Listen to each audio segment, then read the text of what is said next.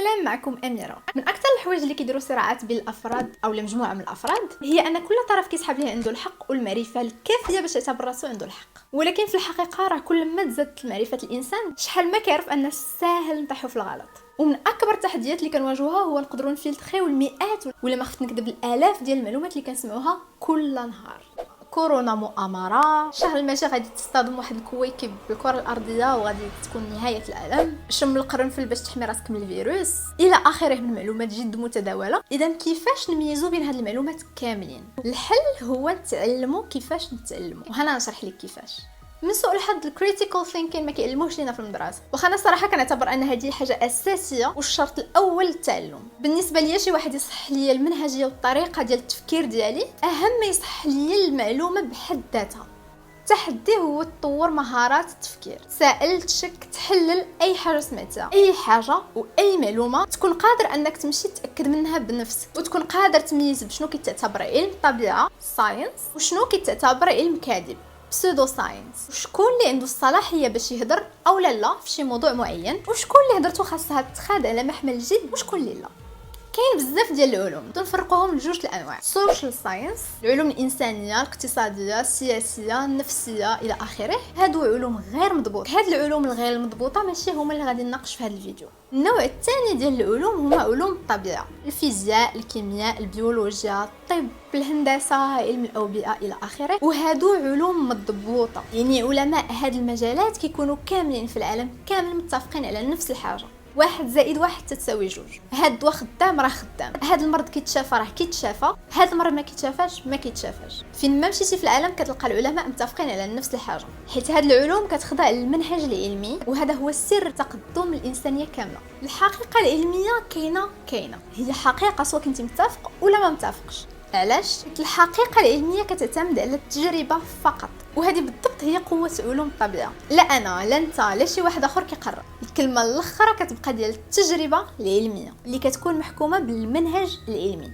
شحال ما تعاودات، شكون معاودها، فين ما تعاودات غادا تبقى ديما تحقق داك الحقيقه العلميه. داكشي علاش حتى هادوك اللي كيشكوا في العلم هما براسهم كيستعملوا العلم في حياتهم اليوميه. كتاخذو وانت متاكد انه غيداويك، كتصيفط اس ام اس وانت عارفو غيوصل، كتطلع الطياره وانت ما خايفش. هادشي كامل بفضل العلم والمنهجيه العلميه اللي كتعتمد غير على التجربه وعلى المنطق.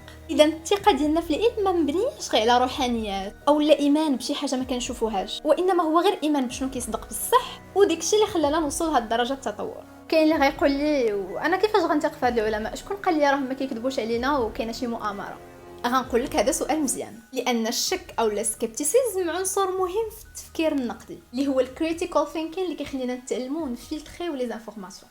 اذا الجواب سهل، هذاك البحث او الاكتشاف قبل ما كيخرج في مجله علميه كيدوز من واحد البروسيس سميتو البير ريفيو، استعراض النظراء، اللي مكون من بزاف ديال المراحل. اول مرحله ملي كيوصلوا العلماء لشي نتيجه في شي مختبر كيكتبوا مقاله علميه وكيصيفطوها لواحد المجله علميه، هي بالدور ديالها كتصيفطها للمجتمع العلمي scientific community اللي مكونه من علماء اخرين من نفس المجال ومن نفس التخصص، وكنسطر على هذا نفس المجال ونفس التخصص. مثلا البحث في البيولوجيا غيصيفطوه لدي بيولوجيست، البحث في الفيزيك غيصيفطوه للفيزيسيان، حيت واخا تكون دكتور غتكون متمكن غير في السبيساليتي ديالك، يعني المجال ديالك المحدود جدا. اذا ملي المجتمع العلمي كيوصلوا داك البحث اللي ما كيكونوش عارفين ديال من داك ضمان الحياد، كيراجعوا التجارب والنتائج والمنهجيه المستعمله ويتاكدوا ان كلشي مزيان. وديك الساعات الا كان فيه مثلا شي اخطاء ولا شي نقص كيرجع البحث بالملاحظات اللي كاينين للمالي البحث، وإلا كانت المنهجيه ديالو سليمه كيتفاليدا وكيتنشر في المجله العلميه، وداك الساعه ممكن داك المعلومات اللي في داك ورقه البحث تولي سورس. وهادشي علاش ركزت ان العلم مبني على الحقائق ماشي الخيال، حيت ملي كتكون حقيقه ممكن اي واحد، انت، انا، اي واحد في اي بلاد عنده العلم والادوات اللازمه يتحقق من داك النتيجه. اذا هادشي كامل عزيزي المشاهد غير باش نقول لك التكرفيس والمحنه والطريق الطويله اللي كيدوزوا منها العلماء باش يزيدوا اي معلومه لا سيونس. وقبل ما تحول شي فرضيه اللي هي غير فكره كتكون في الاول، النظريه بعد ما كتعاود داك التجربه وكيتم المصادقه عليها من طرف المجتمع العلمي ديال داك المجال المختص بطبيعه الحال، حيت بلا هذه المصادقه كتبقى الفرضيه غير فرضيه ما عندها حتى شي اهميه ولا صلاحيه. اذا الحقيقه العلميه ما كتعتمدش غير على تجربه شخصيه او لا ملاحظه او لا شي بوست في فيسبوك او لا شي فيديو في يوتيوب، يا شي واحد كيف ما كان سواء كان عالم دكتور ولا ماشي عالم، الا ما كانتش داك الهضره خاضعه للمنهجيه العلميه. المعلومات اللي كنسمعوا نقدروا نصنفوهم حتى هما لجوج ديال الانواع. كاين شي معلومات نقولوا عبيطه بحال ان اكتشفوا العلماء ان نهايه العالم غتكون العام الجاي، او لا ان الشخصيه ديالك على حسب فصيله الدم ديالك. هادو معلومات اللي تو سامبلومون ممكن تسول على المصدر، تمشي تقلب في الموقع ديال شي مصدر موثوق. مثلا الخبر فيه وكاله النظر كترقب نهايه العالم العام الجاي، ممكن تدخل لموقع وكاله النظر. الا كان هذا الخبر صحيح غتلقاه تما، الا ما لقيتيهش كتجاهل داك الخبر وكتكمل حياتك عادي. اما النوع الثاني ديال الاخبار اللي كيتعتبر هو الخطير هما المعلومات اللي كيدفعوك دير شي عمل، مثلا تاخذ ولا ما تاخذش شي دواء، تصوم ولا ما تصومش، تحترم ولا ما تحترمش الحجر الصحي، تستهلك شي ماده على اساس انها دواء ورا انها كتشافي، الوغ كو في الحقيقه داك الماده مثلا سامه ولا كاع مميته. وهنا فين كتجلى الخطوره ديال هذوك اللي كيخرجوا كيبقاو يعطيو نصائح طبيه وهما بعاد كل البعد على المجال الطبي. مثلا واحد الاختصاص ديالو علم الاغذيه بالجوده ديالها واشياء من هذا القبيل، وغيمشي يتسلط على الطب والامراض ويبدا يفتي ويبدا يعطي كل مرض شنو العلاج ديالو وشنو ياكل وشنو ما ياكلش، لان مثلا حاجه مفيده لواحد صحيح راه تقدر تكون مميته لواحد مريض، لان في الاخير الا وقعوا تضاعفات لذاك المريض الله يستر اللي ادت الوفاه ديالو، الطبيب اللي غادي يستقبل الجثه ديالو ماشي هذاك العشاب ولا هذاك اخصائي الاغذيه. وهذا غير مثال، ونفس الشيء كيطبق في جميع الاختصاصات. داكشي علاش في البير ريفيو ورقه البحث كتصيفط غير الاخصائيين من نفس المجال ونفس التخصص بالضبط. واخا كاع تكون دكتور في شي حاجه، الدكتوره ما عمرها ما كانت دير كتحميك من المنهجيه العلميه، بل بالعكس انك تكون دكتور كتكون عليك مسؤوليه اكثر من اي واحد انك تحترم المنهجيه العلميه والتجربه واللوجيك. تخيل معايا غير شي واحد مثلا خد الدكتوره ومن بعد واحد العدد من السنوات سطا، غنسمعوا ليه غير حيت عنده دكتوره؟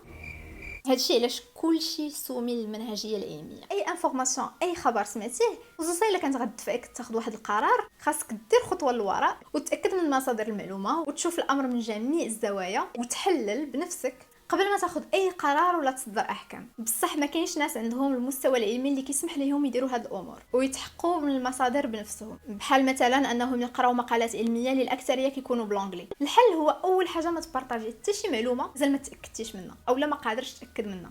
ثاني حاجه بالنسبه للناس اللي يقدروا، هذه الفرصه باش يتعلموا انهم يقراو المقالات العلميه، وحتى الا كان مستحيل بالنسبه لك حاول ديما تسول شي واحد اللي كيفهم وتايق فيه هو يتحقق لك، وخلي في راسك ان داك المعلومه الغريبه الجديده اللي يلاه سمعتي خاطئه حتى يثبت العكس. الا بديتي تحل الامور بهذه الطريقه غتكون بديتي تتفكر تفكير سليم اللي غادي يحميك ويحمي اقارب ديالك ويحمي المجتمع كامل، وكاملين نساهموا في عدم انتشار المعلومات الخاطئه والخريفولوجي. التفكير النقدي ماشي هو الانتقاد من اجل الانتقاد او لا غير الحفر في اخطاء الاخرين، وانما هو الاعتماد على النفس في التفكير، في التساؤل والتامل والابداع في التحليل، واللي كيخليك ديما تسائل واش عندك المعطيات الكافيه باش تاخذ شي قرار او لا شي فكره على شي حاجه.